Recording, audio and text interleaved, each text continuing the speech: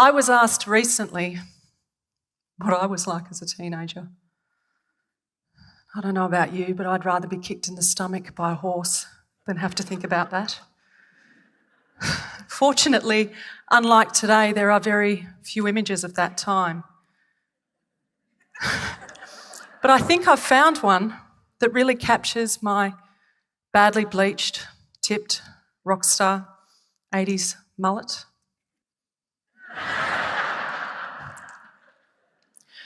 What's even better is that at one stage, my boyfriend Darren and I had matching spiral perm mullets.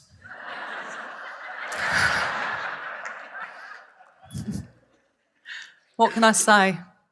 Wasn't a great time. This is hard to believe, but the internal was actually more tragic than the external. I was a walking contradiction. Weekdays boasted academic and sporting success, and weekends I spent escaping the trauma that comes from childhood sexual abuse by drowning myself in drugs and alcohol. By my late teens, addiction fueled by feelings of worthlessness nearly killed me. What dominates most, though, is I felt completely at odds with the world. It's like I wasn't around when they were handing out a crucial piece of the puzzle to life. Even at this early age, I was subconsciously propelled to help others who felt this same way. And I was so determined to solve the mystery of the missing piece of the puzzle. Don't ever underestimate the power of the subconscious in a high achiever. 30-odd foster kids later, a few adopted, one of my own, a degree in social science, and 20 years of professional practice in the youth sector, and I think I've finally cracked it. You see, the adventure of the mind, it's not outside us, it's within us. My journeys caused me to question everything I thought I knew and tip it on its head. Challenging preconceived ideas can be an endless and highly unpredictable undertaking. What I now know is what I'm about to share with you, and I didn't learn this from years at university. I learnt this from the many thousands of interactions with young people and adults, observing the way they chose to deal with pain, tragedy, and trauma. The missing piece of the puzzle came subtly, in parts over time. Much of it was found through the many years of fostering children. The greatest challenge was helping them to come to terms with their often harrowing life stories. I'd always talk to the boys when they were busy doing something, freeing them from the shame of having to make eye contact. And the girls would wait till all was still, often late at night, when the night mind would start to wreak havoc. These late nights and difficult conversations spent sifting and sorting through their experiences, it's not only the greatest challenge, but by far the biggest gift. I was in the youth space for 20 years. I've watched with keen interest the rise of the resilience movement. It's a hot topic. If Apple is the genius solution to the IT world, then resilience is being presented as the answer to the growing tide of discontent in our culture. As a public speaker now, I've been asked to talk on resilience many times, but I found myself stumbling over a flaw that I was yet to understand. The Oxford Dictionary's definition of resilience is the capacity to recover quickly from difficulty. Toughness, in inverted commas. As a child of the 70s and 80s, I was constantly told to toughen up, get over it, shit happens. And my all-time favourite, if I cried, the brutal words, "Don't be such a drama queen." So resilience is not a new age concept at all. We've just fancied up the rhetoric to describe an age-old toughen up in spite of mantra. I now know that resilience is not where it's at. It's not enough. The message is not landing, and we are setting the bar too low. And most importantly, we're missing a key ingredient that creates a crucial weakness in the teaching and concept of resilience. People don't rise to low expectations, so why are we teaching resilience? Because the fact is we are born resilient. We are born hardwired for struggle, and we are born to bounce back, but it's not enough. I've worked with hundreds of people struggling who did not lack resilience. I've lost loved ones and friends to suicide who did not lack resilience. If resilience was enough, then why is suicide the leading cause of death for our young people? It's not only our young people that are leading the charge in discontent. Our adult population is now the second highest consumers of antidepressants globally. And I don't think it's a lack of resilience that's setting individuals or our society at odds with the world. It's not that resilience is a flawed concept, it's just not enough. It's not what forms the backbone to overcome adversity or achieve success. When I first started my inquiry into the missing piece of the puzzle, I had to look beyond myself for an answer that I didn't even know existed. I began to look at the great leaders of the world, people I admired, contented people.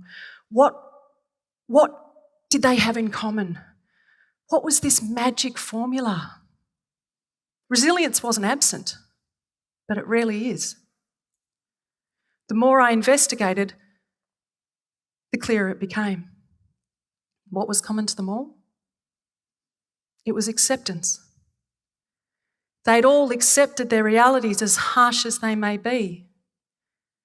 And they'd used them to not only better themselves, but to serve the greater good. As appalling as Mandela's imprisonment, he never once used it as a tool for hatred and revenge. He used it as a tool to strive beyond it. Martin Luther King united people through the acknowledgement and acceptance of a shared pain and a belief that rose from that very place. The humble acceptance of their experiences enabled them to lead and left a timeless mark. Acceptance gave them the capacity to carry on because of their experiences, not in spite of them. Our kids are resilient. We are resilient. We have taught resilience and we continue to do so. If we keep relying on resilience alone, lives will continue to be lost. Acceptance needs to be the new mantra. So what does resilience look like without acceptance? If you're on a ship and it's going down, your resilience will get you to the lifeboats. But if no one on that ship accepts that it's sinking, no one will deploy the lifeboats. Note the problem. Your resilience can only get you so far. When you're having a tantrum, whether it be internal or external, we always try and be internal, it doesn't always work. What are you feeling in that moment? If I was to suggest you were having a tantrum because you were lacking resilience, does that land? What if I was to say that your tantrum stemmed from a frustration around your inability to accept a situation, person, place, or thing? Does that feel more accurate? You see, it's the resilience that inspires that internal fight, but it's a lack of acceptance that motivates the meltdown. So what would our society look like if we taught acceptance as opposed to resilience? I personally think the supermarket checkout with a 3 and a 5-year-old would be a far more appealing experience. How many of you have been through the earth-shattering blow of a relationship breakdown, not a graceful moment in life, the hysterical, snot-ridden state that we are all reduced to? In the coming days, weeks and months of continued heartache, you can be sure of a few things.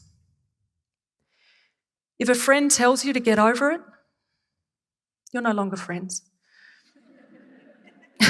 You'll make a valiant attempt at resilience and carrying on in spite of your pain, but in my experience, this involves a bottle, usually 2, of wine, and lasts until you sober up. And if you think heartache's bad, throw a hangover on top. I love the little bits of knowing laughter. Eventually you'll hear the gentle words of a friend. Honey, you're going to have to accept that it's over. Why do they say this? Well, they're probably shagging your ex. But let's just give them the benefit of the doubt and assume that they actually have your best interests at heart. And they say this because we know that the moment we accept, we begin the slow journey forward. Acceptance is the fundamental driver of any forward movement. So acceptance was the missing piece of the puzzle. But why is it so hard for us to accept our realities? I'm going to risk being called a smartass at this point and say it's possibly because we're not taught. But there's another barrier to acceptance in our society, and what I now know about this barrier is not just what I've learnt through working with others. I know this from my own experience because for most of my life, I denied my experiences because they were not meant to happen to me. I came from a loving home. I went to a good school. We are all taught in this society that there are two different types of people, them and us. The things that happened to me were not meant to happen to people like me. They were meant to happen to those sorts of people, and you know the ones I'm talking about. The ones you're encouraged not to play with when you're young. The ones that go to those schools, wear those clothes, drive those cars, and will end up doing the jobs that I will never have to do. They'll deal with the issues that I'll never have to deal with. They even make reality TV shows and comedy skits about those people, and we laugh at the madness of their worlds. And we judge, and we continue to judge, and I do it too. But I challenge myself not to. And here's how. I'm going to ask you to stand. Don't panic, I'm standing, it's actually okay. I'm going to ask you to stand if you or anyone you know has experienced even one of the following mentioned. Drug or alcohol abuse, mental health issues, anxiety. Really? No one in this room knows anyone who's dealt with anxiety or depression? Oh, that's better. Job loss, divorce, separation, self-esteem issues. Wow, I think I can stop there. Have a good look around. Do a circle. Look around the room. Where are they? They're right here. They're us and we are them. There is no them and us. There is only us. Thank you.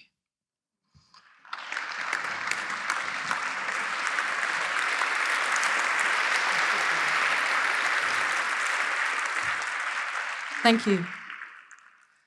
Absolutely none of us are an exception to life's rules and chaos.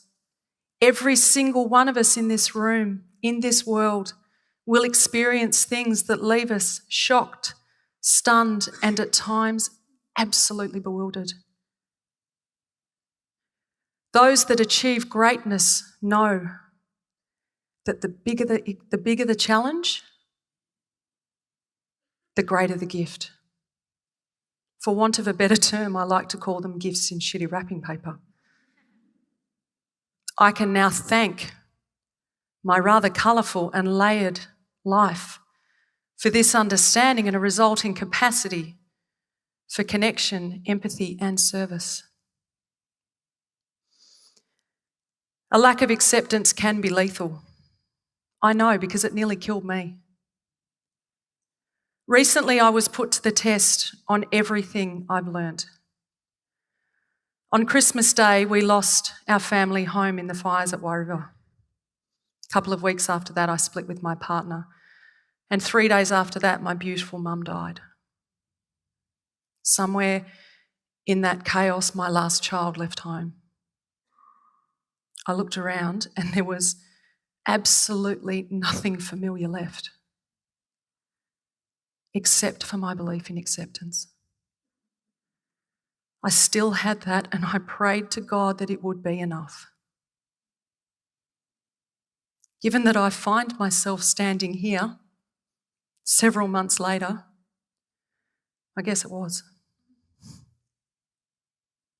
Many years ago, I was working as a school counsellor, and I met a gorgeous girl called Indy. Ironically, she'd just lost both of her parents to cancer. Her grief was beyond measure. She was self-harming and suicidal, with nothing to keep her going.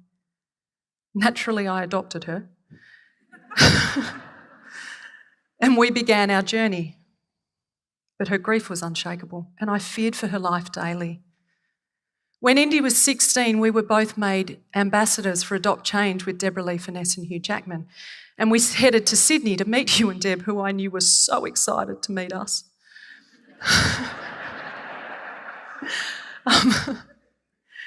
Indy was asked to share her story, and the first few times were brutal, and she broke down, leaving me to finish the speech. Then I watched something really interesting happen. The more she shared her story, the more she began to accept it and realised that it could actually benefit others. In that 1 week, this girl turned her whole life around. The darkness lifted and a light came into her eyes. She could now carry on because of her experiences, not in spite of them. Recently, I was talking at a school on this exact topic, and I shared Indy's story and several others of a similar nature. Afterwards, a young girl, perhaps 14, clearly shy, came up to me and handed me a note. I asked her what it was. She simply said, "Thank you, but I won't be needing it anymore." She walked off. As I watched her walk off, I opened the note. It was a suicide note. She didn't hand me the note because she'd suddenly become resilient. That she already had. She handed me the note because she came to accept her story. And she realised that this acceptance was far less likely to kill her. She has the missing piece of the puzzle, and she can now carry on because of her experiences. Thank you.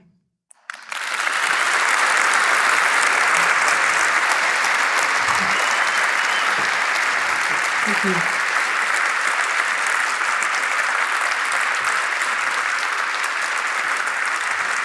Thank you.